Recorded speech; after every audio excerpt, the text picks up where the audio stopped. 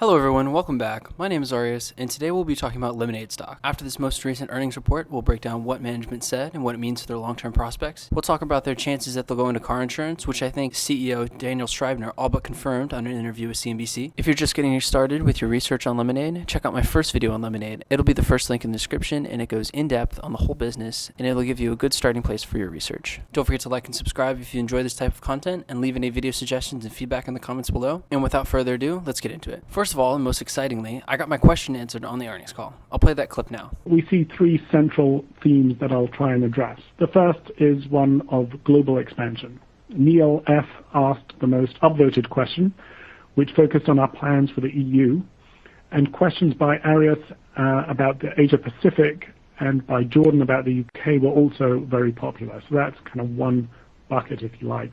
While not all that influential, it was awesome to have a question that they thought was important enough to highlight it on the call. The fact that they highlighted it and their answer indicates that they are planning to expand into Asia and globally in the future. In fact, in the answer to my question, which they combined with a few others, Schreibner said that they consider themselves a global company, and it is only a question of if, not when, they will expand to new geographies. However, and they continued to reiterate this throughout the call, they use AI to determine where their ad dollars are best spent, and the US is currently the best place, so they will continue to focus there for the time being. Moving on, they are using the same AI to add current and future IFP at the highest efficiency level, and not specifically trying to add customers, if it doesn't come at an excellent ROI. This accounts for some of the slower customer growth in Q4, but also explains the increased IFP for customer. They also mentioned that a quarter of their business is in Texas, and that was clearly impacted in Q1 from the Texas freeze, but this should not have long-term effects as they have seemed to have managed through it well and kept their net promoter score high. They have also said that they have not leaned into life insurance yet with marketing dollars, but instead they are using this time to get the customer experience right before leaning in more as we move into this year. However, early signs have been good from life insurance, with many signups coming from existing customers at little additional cost to Lemonade. Another thing they talked about on their call was how their net loss ratio, while improved from 2019, it is still impacted negatively from what they call the new business penalty, because the loss ratio for customers in their first year is typically higher than that of subsequent years. They said that, for example, they see a 15 to 20% higher loss ratio for one-year renters as compared to year two. So as they lap growth from this year and their growth from subsequent years becomes a smaller and smaller part of their business, their loss ratio will likely improve even from these levels. This is also particularly pronounced when launching new products because all customers are in their first year, and so the effect is greater. The last thing they mentioned, which was the most exciting part by far, was their announcement that they are working on a new product in which they have more people working on this product than on all their other products combined. And in my opinion, this has to be auto insurance, especially after this interview, which I'll play now. I'm sorry, Wilford, to disappoint you. I'm not going to pre-announce it right now.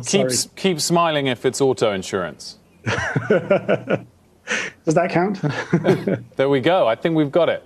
The link for the full interview will be in the description with all of the other resources I used to make this video. You of course can decide for yourself what you think this means, but to me it seems pretty clear car insurance is coming. And if I had to guess, based off the pace of new products being launched at Lemonade and the size of the team working on it, I think we'll hear an official announcement in Q2 or Q3, and we'll see it rolled out in Q4 of 2021 or the first quarter of 2022. While I do have some questions about the sustainability of this business line long term, with self-driving cars coming in this decade at least, this could cause a short-term re-acceleration of growth for Lemonade. It will at least serve as another avenue to acquire customers and cross-sell them to other products. Something that was comforting was that they answered a question about self-driving cars, which seems to indicate that they understand the long-term threat stemming from it, and that gave me assurance that the product that they're building is going to be as well suited as possible for the coming age of autonomous vehicles. Additionally, when launching new products, they have the minimal amount of data to base their predictive algorithm off, and this negatively affects loss ratio as well. Now let's take a look at their financials that they reported for Q4. Keep in mind that I am not so much concerned with financials themselves for a single quarter or even a year, but more so with the trends that they suggest. In Q4, Lemonade saw in-force premium growth of 87% to $213 million. This growth rate continues to fall from the growth rates of 115% in Q2 of 2020 and 99% for Q3. You can't double forever, and so this slowing of growth is to be expected. But let's dig down into why the growth rate is slowing. Premium per customer grew 20% this quarter to $213 per customer per year, and this continues the trend of accelerating growth of this metric from 17% growth in Q2 and 19% growth in Q3. This growth in premium per customer is core to Lemonade's growth strategy and comes in two ways. They are cross-selling existing customers to new products like life and pet, and also upselling policies over time as customers go through predictable life changes, such as upgrading from renters to condo or homeowners insurance. Both of these drive increases in premium per customer at very little incremental cost in ad spend for Lemonade, and therefore drive operating leverage. Moving on, the only thing that concerned me with this earnings report from Lemonade was their customer growth. While they did break 1 million customers in record time for an insurance company, which shows their ability to grow parabolically, growth slowed to 56% 20% from Q4 last year. This is down from a growth rate of 84% in Q2 and 67% in Q3 of this year. This dramatic deceleration in growth is to be expected at some degree. However, this slowing in growth is more pronounced than I expected. What gives me hope about the additional customers going forward is that they can expand their geographies that they're offering in with little capex due to their digital nature. They have also said they are focusing ad spend on the US currently. However, they see themselves as a global company, and I think as time goes, they will broaden their ad spend and pick up new customers that way. In future quarters, I will be keenly focused on the customer expansion number to find a level where it will stable off so we can see more consistent growth rates. Now let's move on to their guidance they gave for the full year 2021, as well as my conclusions that I take from these earnings about the long-term future of their company. They guided for an increase of about 75% in IFP to 372 to 378 million for December 31st of 2021. This still represents a substantial growth rate and is enough to keep me excited about this company going forward. I'm pretty sure they said that this takes a conservative stance on any additions from any of their newly launched products or geographies and does not factor in the launch of any brand new products like car insurance. But I put their full projections on the screen for you to take a look at there. Moving on to my takeaways, I'm really starting to see their picture of a full insurance company come together. Each of their products serves an opportunity to cross-sell for extra premium with no additional cost. Imagine if you can acquire customers profitably, as Lemonade can and has been, including ad spend, but then after this, you can sell this customer other products. Each additional product is sold with almost no marketing costs and is therefore much more profitable for Lemonade. They can also price these products much more accurately because they have data on your habits that they have collected during both the sign-up times and the time you held your first policy. This was summed up by Schreibner when he said, if you lock your house, you tend to also take care of the other things you own. With the ability to better predict loss ratio of each customer, these policies will be much more profitable for Lemonade than a newly acquired customer as well. I love this strategy and I'm excited to continue to own Lemonade going forward as they are a high-growth company that has executed very well with a gargantuan TAM. However, I'm not looking to buy more at these prices and I would have to wait for it to get back to around my cost basis in or below the 50s where I'd be interested in purchasing more. I think the stock price definitely got a little bit ahead of itself earlier this year when it was over 150 and it has certainly come back to reality with the recent tech sell-off. If you're interested in Lemonade, I have a couple suggestions for you after you read the 10K to help you go deeper and really understand the company, and I'll link these in the description. First is an interview by Dave Lee with the CEO Daniel Schreibner. Dave always asks very insightful questions and it was an excellent interview. He also announced on his Twitter that he would be interviewing CFO Tim Bixby, and that interview will air sometimes this week, so be on the lookout for that, and I'll link it in a pinned comment when it drops. Barclays had another interview with Bixby and it was very insightful as well that I would also suggest to listen to in the meantime. Thanks for watching. Let me know what you think of Lemonade in the comments below. What did you think of this quarter and what's your price target for the end of the decade? Let me know in the comments below. Also let me know what you think of these shorter videos like this one and the last one about Arcturus. Don't forget to like and subscribe, it really helps out the channel. My goal is to hit 1,000 subs by June 1st and I'd love to have you along for the ride. Thanks again for watching and have a great rest of your day.